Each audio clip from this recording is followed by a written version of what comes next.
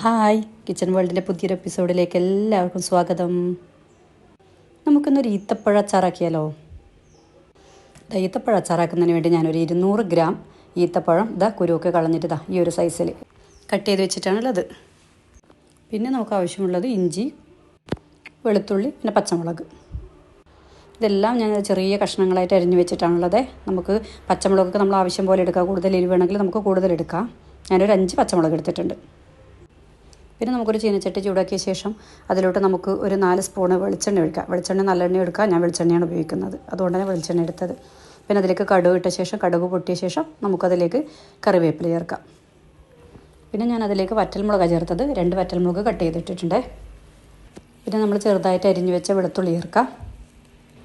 വെളുത്തുള്ളിയൊക്കെ നമുക്ക് ആവശ്യത്തിൽ ഇതിൽ കൂടുതൽ വേണമെങ്കിൽ ഉപയോഗിക്കാം കേട്ടോ, അതൊക്കെ ഒരു ടേസ്റ്റാണ്. പിന്നെ നമുക്കത് ഇഞ്ചി ചേർക്കാം. ഇഞ്ചി പൊടിയായി അരിഞ്ഞു വെച്ച് ഇഞ്ചി ചേർക്കാം.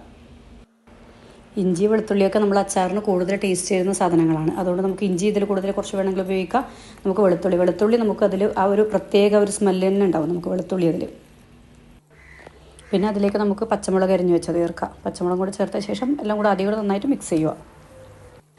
പിന്നെ നമുക്ക് ചേർക്കേണ്ടത് അതിലേക്ക് വേണ്ടുന്ന പൊടികളാണ്. നമുക്ക് ആദ്യം ഒരു 1/4 ടീസ്പൂൺ മഞ്ഞൾപ്പൊടി ചേർക്കാം. പിന്നെ 2 സ്പൂൺ മുളക് പൊടി ചേർക്കുന്നുണ്ട്. കാശ്മീരി മുളക് പൊടിയാണ് ചേർക്കുന്നത്. അതുകൊണ്ട് നമുക്ക് വേണമെങ്കിൽ 3 സ്പൂൺ വേണമെങ്കിൽ ചേർക്കാം. നമുക്ക് അതിൽ വലിയ എരിവൊന്നും ഉണ്ടാകത്തില്ല. ഇതെല്ലാം കൂടെ നന്നായി ഒന്ന് മിക്സ് ചെയ്യുക. നമ്മളെ മുളക് പൊടിയുടെയൊക്കെ ഒരു പച്ചമണം മാറുന്നവരെ നമുക്കൊന്ന് മിക്സ് ചെയ്യുക. നമ്മൾ അതിൽ ഹീറ്റ് കുറച്ചാണ് വെച്ചിട്ടുള്ളത്. നമ്മൾ ഗ്യാസിൽ വെക്കുന്ന സമയത്ത് ലോ ഫ്ലെയിമിൽ വെച്ചിട്ട് നമ്മളിത് ചെയ്യുക. അപ്പോൾ ഇതെല്ലാം കൂടെ നന്നായി മിക്സായി വന്നിട്ടുണ്ട്. ഇതിൻ്റെ പച്ചമണമൊക്കെ മാറിയിട്ടുണ്ട്. നമുക്കിനി ഇതിലേക്ക് ഒരു 1/2 കപ്പ് വിനെഗർ ചേർക്കാം. വിനെഗർ ചേർത്തിട്ട് നമുക്കതിൽ ഡേറ്റ്സ് ചേർക്കാം. വിനെഗർ ചേർത്ത ശേഷം നമുക്കതെല്ലാം കൂടെ ഒന്ന് മിക്സ് ചെയ്യാം.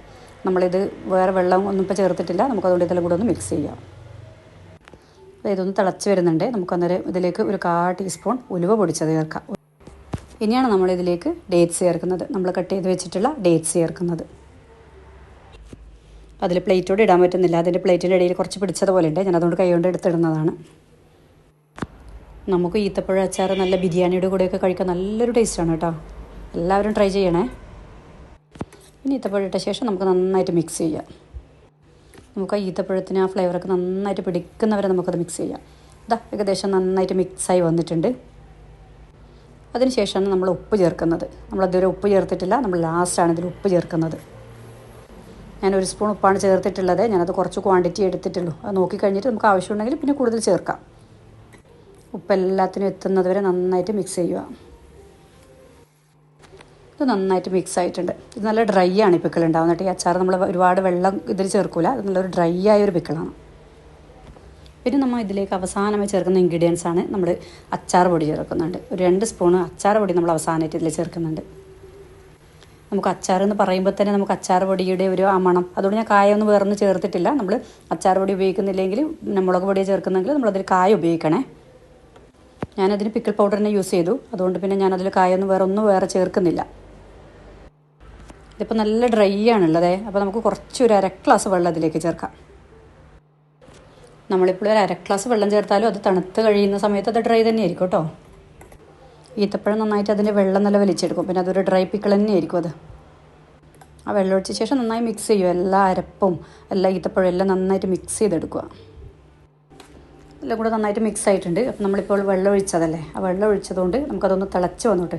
അത് കുറച്ചൊന്ന് തിളച്ചിട്ട് അതൊരു കുറുകി പോകും. ഇതിപ്പോൾ തിളച്ച് വന്നിട്ടുണ്ട് നന്നായിട്ട്. അപ്പോൾ ഇത് അച്ചാറൊക്കെ റെഡി ആയിട്ടുണ്ട്. ഇനി നമുക്കിത് ഫ്ലെയിം ഓഫ് ചെയ്യാം. നമുക്കിതൊരു ഇതൊരു ബോട്ടിലേക്ക് മാറ്റാം. ഇത് ബോട്ടിലാക്കി റെഡി ആയിട്ടുണ്ട്. അപ്പോൾ ഈ റെസിപ്പി എല്ലാവരും ട്രൈ ചെയ്യണം. എൻ്റെ വീഡിയോസൊക്കെ ഇഷ്ടപ്പെടുന്നുണ്ടെങ്കിൽ ചാനൽ സബ്സ്ക്രൈബ് ചെയ്യണം, ലൈക്ക് ചെയ്യണം, കമൻറ്റ് ചെയ്യണം. താങ്ക്